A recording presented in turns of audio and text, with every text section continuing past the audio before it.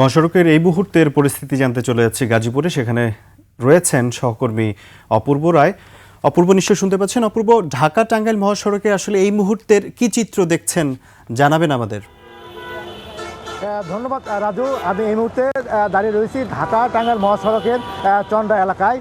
এখন কিন্তু চন্দ্রা এলাকায় আপনি পরিস্থিতি দেখতে পাচ্ছেন।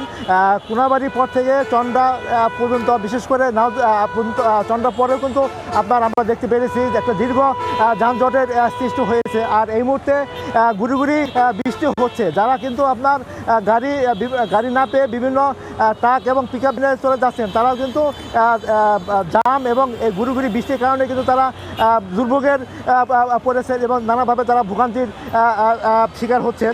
আমি সকাল থেকেই ঢাকা টাঙ্গাইল এবং ঢাকা ময়মনসিংহ মহাসড়কে ঘুরে দেখেছি। সকালবেলায় যানবাহন চলাচল স্বাভাবিক থাকলেও বেলা বাড়ার সাথে সাথে কিন্তু এই দুটি মহাসড়কে কিন্তু যানবাহনের চাপ এবং মানুষের চাপ কিন্তু অনেক বেড়ে গেছে। বিশেষ করে আজকে দুপুরের পর থেকে গাজীপুরে প্রায় 40% গার্মেন্টস কারখানা ছুটি হয়েছে এবং গত 3 দিন মিলে মোট 40% গার্মেন্টস কারখানা কিন্তু ইতিমধ্যে ছুটি হয়েছে। যার কারণে কিন্তু এখানে যারা শ্রমজীবী মানুষ আছে তারা কিন্তু রাস্তা বের হয়ে তারা যার যার বাড়ির গন্তব্যে এসে গাড়ি ধরছেন। যার কারণে কিন্তু এখানে এই মহাসড়কে যানজটের সৃষ্টি হয়েছে। আর আমরা দেখেছি মহাসড়কের দুটি যে আইনশৃঙ্খলা বাহিনী কিন্তু তারা যাত্রীদের নিরাপত্তা তারা কিন্তু কাজ করে যাচ্ছে। রাজু, এই ছিল আমার কাছে ঢাকা টাঙ্গাইল এবং ঢাকা ময়মনসিংহ মহাসড়কের সার্বিক পরিস্থিতি। রাজু।